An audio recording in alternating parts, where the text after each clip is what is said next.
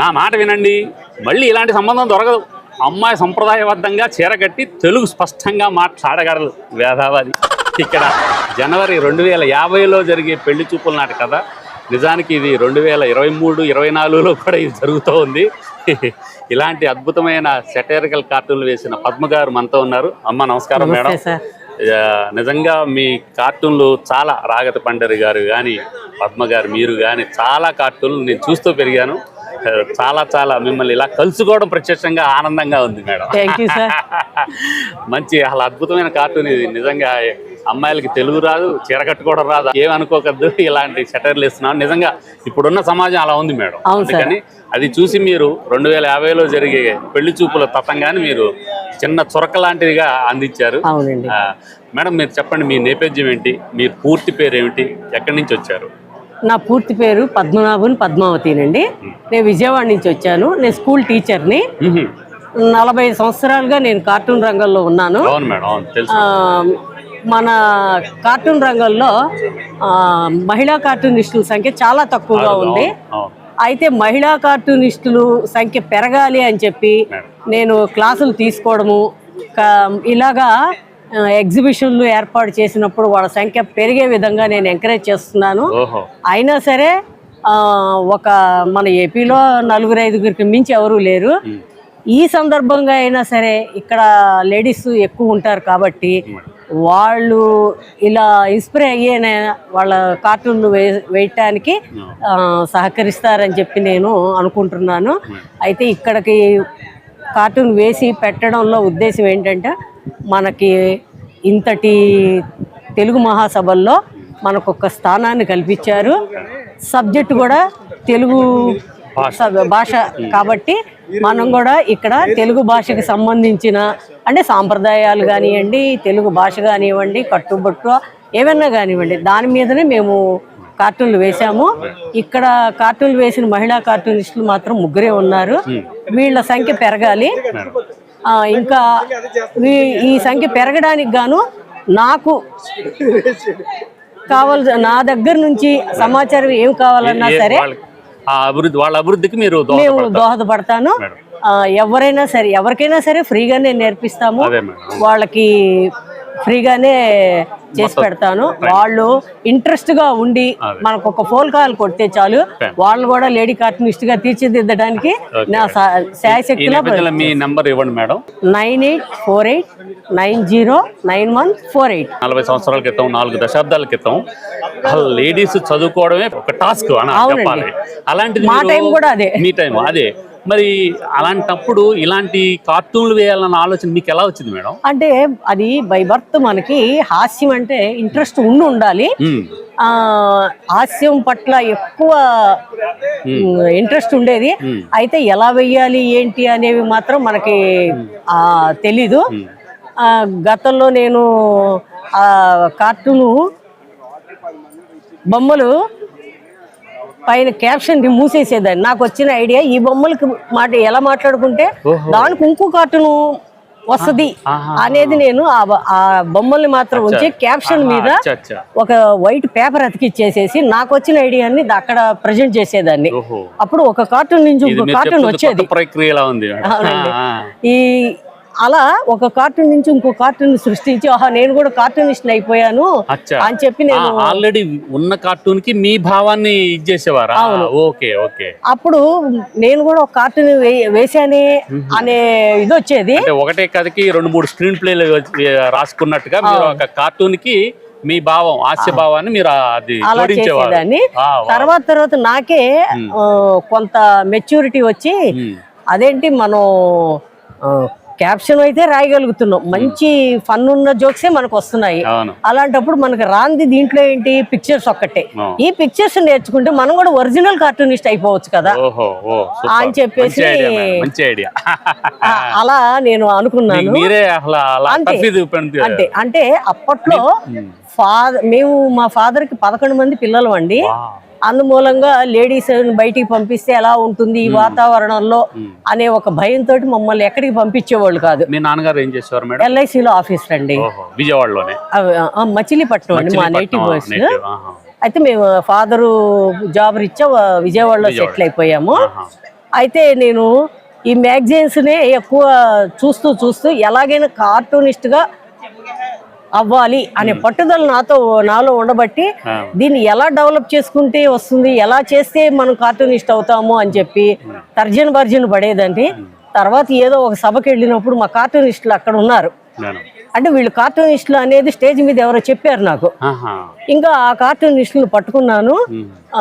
వాళ్ళ ద్వారా నేను కార్టూన్లు ఎలా గీయాలండి ఏంటండి అని చెప్పి ఎవరి ఇన్స్పిరేషన్ ఉండేది, ఎవరిని గురువుగా భావించారు మేడం? అంటే నాకు ఫస్ట్ అంటే నేను రాగతీపండ్రి జయదేవ్ గారు కార్టూన్ మాత్రం అంటే వాళ్ళ పిక్చర్స్ అండి గీతలు తక్కువ, అందం ఎక్కువ.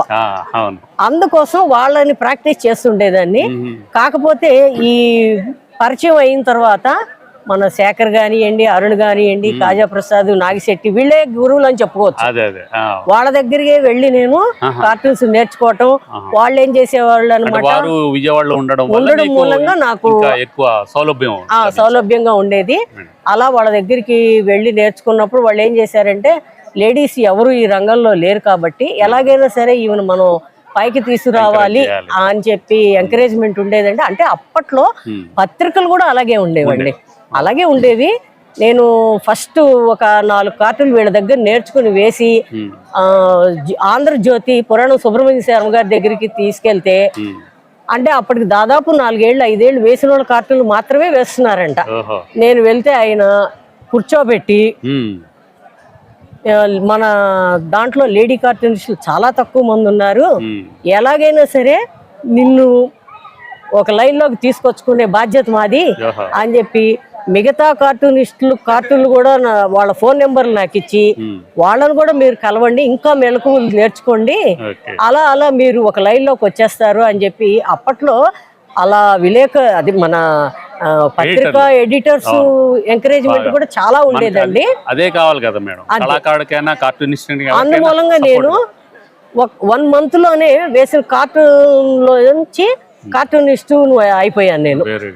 1 month లోనే తక్కువ ఇదిలోనే పాపులారిటీ సాధించేశాను. మీది నేను చాలా గమనించాను చిన్నప్పుడు మేడం. మీ అంటే లైన్లు కూడా తక్కువ ఉండేవి, కరెక్ట్ గా భావం బాగా ఉండేది, చాలా చక్కగా సెటైరికల్ గా అంటే ఎంత కావాలో అంత మోతాదుకి అలా ఉండి అన్ని సమపాళ్ళు ఉండేది. వ్యంగ్యం గాని హాస్యం గాని ఆ బొమ్మలు గాని ఆ విధంగా మీరు బాగా ఇలాగే కొంతమంది ఎడిటర్స్ చూసి, నది ఎడిటర్ జలదంకి ప్రభాకర్ గారు అలా చూసి ఆయనే నాకు ఫోన్ చేశారు, మేడం మీరు మాకు కార్టూన్లు వెయ్యాలండి అని చెప్పి ఆయనే ఫోన్ చేసి అడిగారు.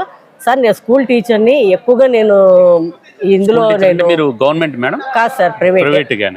మీ సార్ ఏం చేస్తారు? మా సారు రోడ్ బిల్డింగ్ కాంట్రాక్టర్ దగ్గర సూపర్వైజర్ సార్.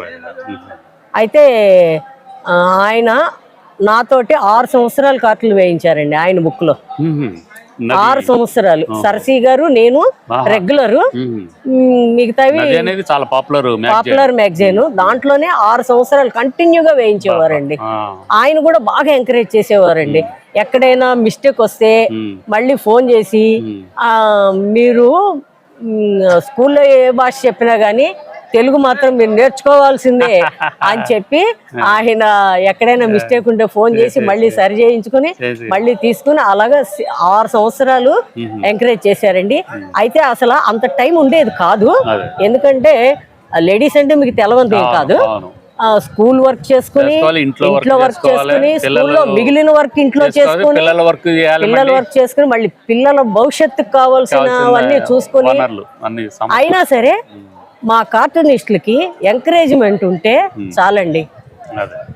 రాత్రి నిద్రపోయినా సరే 2 అయినా 3 అయినా సరే ఆయన అడిగింది ఖచ్చితంగా మనం ఆ వర్క్ చేసి నిద్రపోయేవాళ్ళం. అంత ఉత్సాహం ఉంటుందండి కార్టూనిస్టుల్లో మాత్రం. అయితే మా కార్టూనిస్టుల్లో మాత్రం ఏ భేదాభిప్రాయాలు ఉండవండి నాకు తెలిసి. ఎందుకంటే నేను అతి చిన్న స్థాయి అంటే కార్టూన్ రంగంలో అయినా సరే ఎంతో పెద్ద స్థాయిలో ఉన్న జయదేవ్ గారు కూడా, సార్ నేను ఇలా కార్టూన్లు వేద్దాం అనుకుంటున్నాను సార్, మరి నాకు మీ నుంచి ఏమన్నా సహకారం ఉంటుందా అంటే, ఆయన ప్రతి వారం ఒక లెటర్ రాసేవారు, దాంట్లో మెళకువలు రాసేవారు, ఆయన బుక్స్ పంపించేవారు, పోస్టేజ్ కూడా ఆయన ఖర్చు పెట్టుకొని. అలాగా ఆయన నిజంగా చెప్పాలంటే ఉత్తమ గురువు అని చెప్పాలి. ఉత్తమ గురువు అండి. అలా పంపించి అలాగా శిష్యుల్ని ఎంకరేజ్ చేసేవారు ఎవరు ఉండరండి. అంటే మనం ఆ స్థాయిలో ఉన్నాం కదా, ఈ స్థాయి వాళ్ళకి మనం చేయటం ఏంటి అనేది మాత్రం లేకుండా అలా చేసేవారండి. ఆయన నాగార్జున సిమెంట్ కి కొన్ని కార్టూన్లు వేసారండి. నేను కూడా వెయ్యాలని ఉత్సాహంగా ఉందంటే నాకు వాళ్ళ అడ్రస్ ఇచ్చి, నువ్వు కూడా కార్టూన్లు వేసి ముందు నాకు పంపించు, ఏమన్నా మిస్టేక్స్ ఉంటే నేను సరి చేస్తాను, తర్వాత నువ్వు వెయ్యి అని చెప్పి అలా ఎంకరేజ్ చేసి ప్రతి ఒక్కళ్ళండి, వారు వీరు అని కాకుండా ప్రతి ఒక్కళ్ళు నన్ను ఎంకరేజ్ చేయబట్టే నేను ఈ స్థాయిలో ఉన్నానండి. ఈ పరంగా వాళ్ళందరికీ నేను ధన్యవాదాలు తెలుపుకుంటున్నానండి. మీకు కూడా మా కష్టజీవి వ్లాగ్స్ ఛానల్ తరఫున ధన్యవాదాలు. మిమ్మల్ని ఇలా కలుసుకోవడం చాలా ఆనందంగా ఉంది. ఎప్పటి నుంచో పత్రికాముఖంగా మిమ్మల్ని కలుసుకోవడం కానీ ఈ విధంగా పర్సనల్గా కలుసుకోవడం చాలా ఆనందంగా ఉంది మేడం. మీరు ఇలాగే మంచి కార్టూన్లు వేసి మరింత పురోగతి ఆల్రెడీ సాధించారు. ఇంకా శిష్య పరంపర అంటే మహిళల్ని ఇంకా ఇచ్చి ఆ విధంగా వారిని కూడా ఎంకరేజ్ చేసే విధంగా ఉండాలని మనస్ఫూర్తిగా కోరుకుంటూ మీకు మా కష్టజీవి ఛానల్ తరఫున ధన్యవాదాలు.